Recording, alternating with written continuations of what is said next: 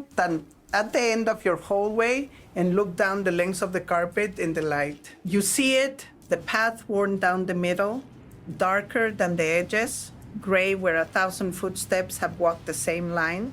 And that one spot, the one by the couch you have scrubbed on your knees 100 times, that fades when it is wet and comes right back a few days later, a little browner each time. And the whole room carries a smell you have stopped noticing, that faint closed-up smell you just call the house. And somewhere along the way, you decided the carpet was simply old and ruined. And the best you could do was rent that machine from the store once a year. And even then, a week later, it somehow looked worse than before you cleaned it. Mija, sit down, because I have to tell you why that happens. And it is going to change how you think about the floor under your feet. The first thing is this. Your carpet is not just a floor.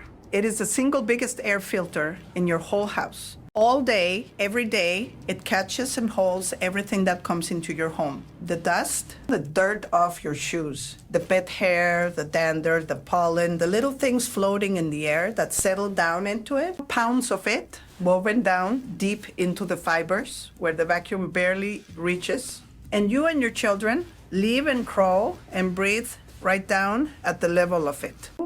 And the second thing, the one that will make you angry, is why your cleaning makes it dirty faster. When you rent that machine and pour the soap right into it, that soap goes down into the carpet and it never fully comes back out. It dries in the fibers, sticky, and sticky is exactly what grabs dirt.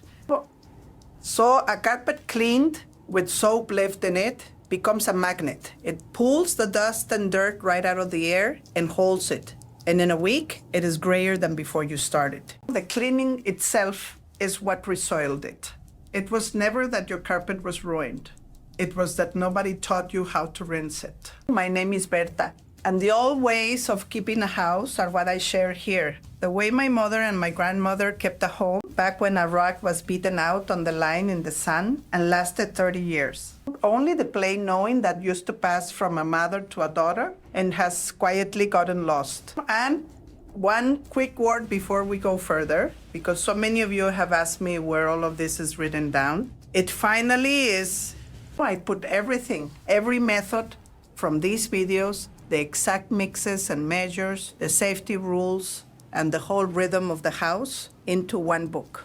It is called La Casa Limpia. If you are watching on your television, take out your phone and scan the little code at the top right of your screen. If you are on your phone, the link is right there in the top comment and in the description below. Or just go to berthacleans.com, berthacleans.com. That is all I will say about it. The videos stay free, always. And today's whole method is right here.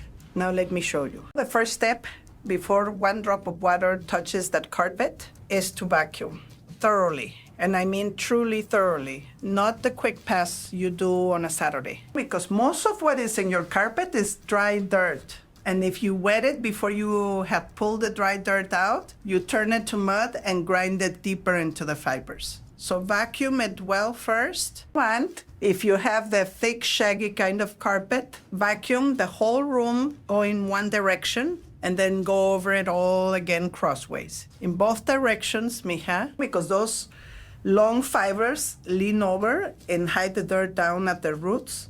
And if you only push the vacuum one way, you leave half of it behind. Now the cleaner. And here is where I save you money, real money. There are two on the market I would trust. One is the professional kind, the same sort the carpet cleaning men use. And it costs around $50 for a jug. The other is a plain one you find at any hardware or big box store for about $13. And I will tell you the truth that the $50 bottle will not. The cheap one cleans just as well. You do not need the expensive jug. Buy the $13 one. and put the difference back in your purse. But here is the mistake almost everyone makes with that cleaner, and it is the whole reason for the crunchy, sticky carpet. Do not pour it into the machine. When it goes in the machine, it sprays and sucks up in the same instant. It never gets a moment to actually work. And worse, it leaves a residue behind. Instead, you pre-treat. Mix your cleaner with water and a simple pump sprayer. For the $13 one, it is about 5 ounces to a gallon of water. And for any other, the label is below. Follow it exactly. Then you spray the whole carpet down and you walk away and let it sit 5 to 10 minutes. So it can soak into the fibers and dissolve the deep ground in dirt before you ever bring the machine through. On the worn pads and the doorways, spray a little heavier because that is where the dirt is packed hardest. Now, if you have pets and there are spots, those you treat differently. And this matters because it is the same lesson as a toilet. A pet stain is not just dirt on top, it is soaked down into the backing, and a regular soap cannot break it. For those, you need an enzyme cleaner, the living kind that actually eats the stain and the smell both, down at the level where they live. Soap sits on top, the enzyme goes down and digests it. Treat those spots with the enzyme first and let it work. And now, the machine, and this is the secret of the whole video, so hear me. Whatever machine you use, your own or a rented one, you fill its tank with water. Only water. No soap in the machine, none. Because you already put the soap on the carpet with your sprayer and it has done its work. The machine's only job now is to rinse, to flush all that dissolved dirt and all that soap up and out of the fibers. Water only. That one thing that nobody tells you is the difference between a carpet that stays clean and a carpet that is gray again in a week. Go slow with the machine. Slow like you're savoring it, slower than you vacuum, because it needs the time to pull the dirt up on the pass. The first pass, with the water running, rinses the dirt and the soap up out of the carpet.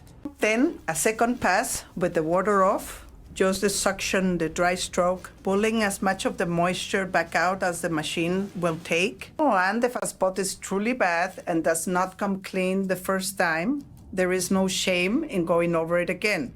Sometimes deep dirt takes 2 or 3 passes. Now, onset is clean. The most important thing left is to get it dry and to get it dry fast, because this is the one real danger in the whole job.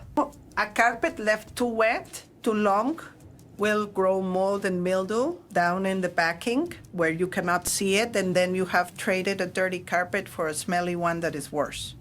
So put fans on it, turn on the ceiling fan, and bring the room to about 70 degrees. That is the temperature where water evaporates the quickest. So use your heat or your air or an open window to get there. And if you want to do the old women proud, take a carpet rake and run it over the pile. It stands all the fibers up straight, which lets the air get down between them so it dries faster. And it makes a worn carpet look almost new again. And one small caution, if you move furniture to clean under it, and you should. When you set a wood or metal leg back down onto a damp carpet, the wood can bleed its stain down into the fibers and mark it forever. And metal can rust a ring into it. So wrap each leg in a little plastic wrap or set it on a scrap of foil and leave it wrapped until the carpet is completely dry. Now let me say the quiet word about who profits from your not knowing all this.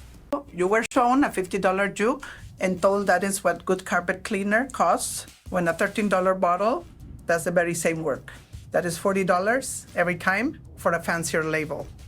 And you were sold machines and soaps that say to pour the soap right in, the 2-in-1. So easy. And that is exactly what leaves the residue that restores your carpet and has you renting the machine again in a month. There is no money in telling you spray the cheap one, let it sit, then rinse with plain water, and you are done for a year.